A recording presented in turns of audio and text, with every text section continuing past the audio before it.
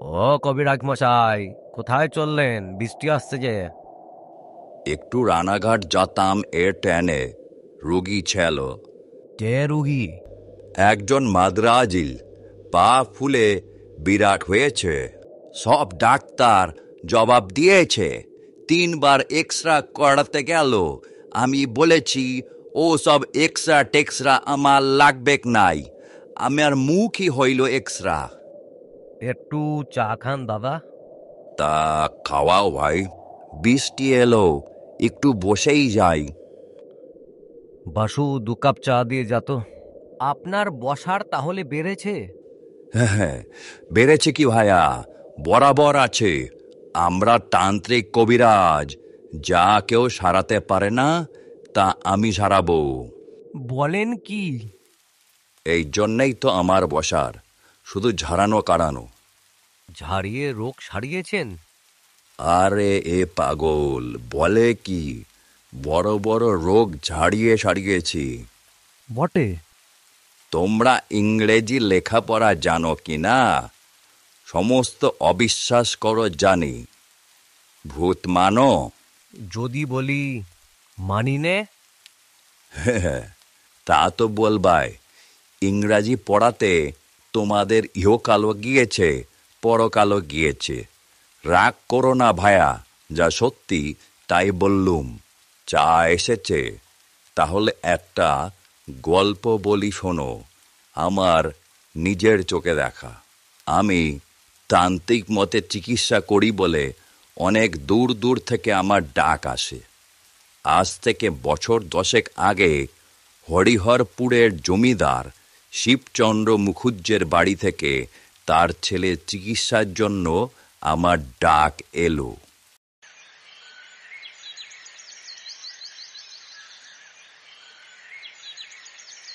এই বাড়িটার আকাশে বাতাসে কি যেন একটা মিশে রয়েছে। ভেতরে যেতে যেন কেউ আমাকে বাধা দিচ্ছে, কিন্তু আমাকে জোর করে ঢুকতে হবে রোগী দেখার জন্য। আসুন কবিরাজ মশাই, আসুন।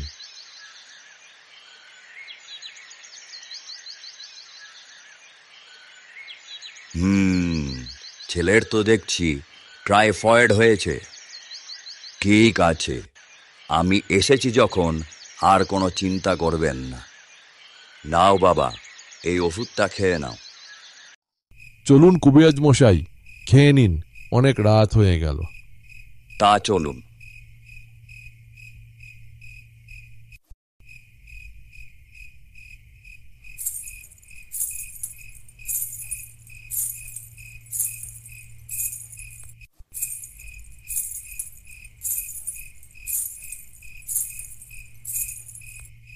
এত রাতে বাইরের মাঠ থেকে ঘরে ঢুকলো কে? ভদ্রলোকের বাড়ির সুন্দরী বধূ বলেই তো মনে হচ্ছে। যাক, আমি এসেছি কবিরাজি করতে, অত শত খোঁজে আমার কি দরকার। না, আজ রাতটা আর ঘুম আসবে না, একটু চোখ বুজে পড়ে থাকি।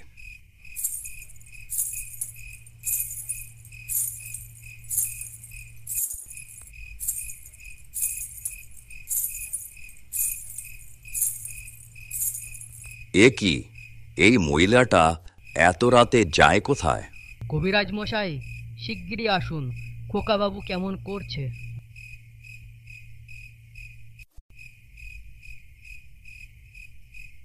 এ তো দেখছি ধুমঝড়, তাড়াতাড়ি জল আনো, জলপট্রি দিতে হবে।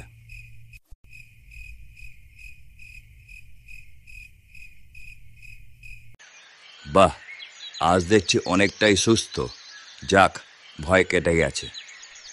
সবই আপনার কৃপা কবিরাজ মশাই।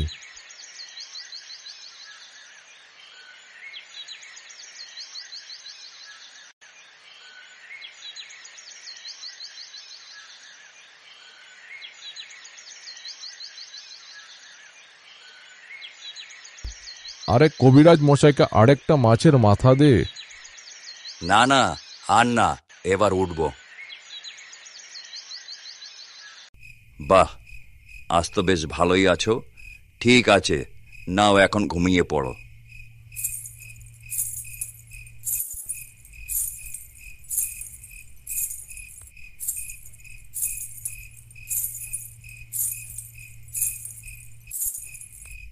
কি সাহস মহিলাটির! এত রাতে মাঠের মধ্যে দিয়ে আসছে, ভয়ও করে না?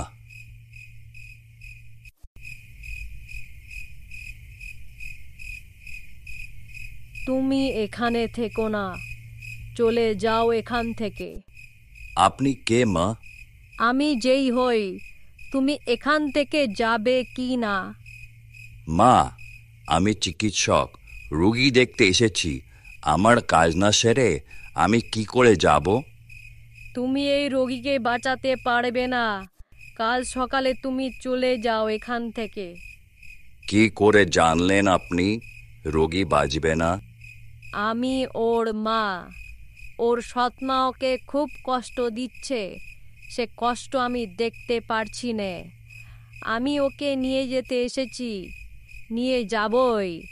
তুমি তাকে কিছুতেই রাখতে পারবে না। আপনি কোথায় থাকেন? আমি মারা যাওয়ার পরে আজ 4 বছর হলো ওর বাবা আবার বিয়ে করেছে। আমার যে সতীন ওকে বড় যন্ত্রণা দিচ্ছে। আমি সেখানে শান্তিতে থাকতে পারছি না। খোকা আপন মনে কাঁদে, আমি শুনতে পাই। ওকে আমি নিয়ে যাবই। তুমি কেন অপদস কুড়োবে? ঘরের ছেলে, ঘরে ফিরে যাও। মা, একটা কথা, আমি জমিদার বাবু আপনার স্বামীকে বলি, তিনি তার ছেলেটিকে বড় ভালোবাসেন। ছেলেটিকে আপনি নিয়ে গেলে তার কি হবে সেটা তো আপনারই বিবেচনা করা উচিত। তার এ পক্ষের ছেলে মেয়ে হবে, তাদের নিয়ে থাকবেন তিনি। ও কথা বলবেন না মা। আপনি তার কথা চিন্তা না করলে কে চিন্তা করবে? সব দিক বুঝুন, তার কথা ভাবতে হবে আপনাকেই। আমি আজকেই তাকে বলছি সব খুলে। যদি তিনি তার এ পক্ষের স্ত্রীকে বলে ছেলেটির ওপর অত্যাচার নিবারণ করতে পারেন, তবে আপনি কথা দিন মা, ছেলেটিকে আপনি নিয়ে যাবেন না। আমি সে চেষ্টা করি মা। করো।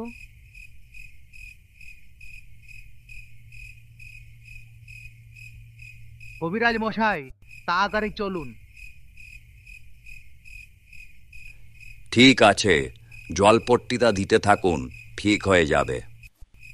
আপনার সঙ্গে আমার একটু কথা আছে, বাইরে চলুন।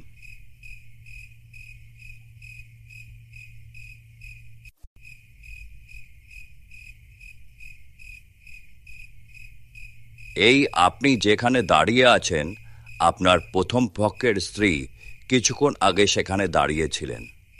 আমি জানি, আমি অসুখের সময় ওকে একদিন শিওরে দাঁড়িয়ে থাকতে দেখেছি। আমি জানি ওর সৎ মা ওর ওপর খুব সদয় নয়। তবে এতটা আমি জানতাম না। তবে আমি কথা দিচ্ছি, খোকা সেরে উঠলে ওকে ওর মামার বাড়িতে রেখে লেখাপড়া শেখাবো। এই সংসারে আর আনবো না। আমার এ পক্ষের স্ত্রীকেও আমি শাসন করছি, আপনি তাকে জানাবেন। রোগীর অবস্থা ক্রমশ ভালো হয়ে উঠতে লাগলো। 11 দিনের মাথায় আমি রোগীকে পথ্য দিলাম। ওর মাকে আর দেখেননি? আসেননি সে আপনার কাছে? ফে ফে ফে ফে ফে। না,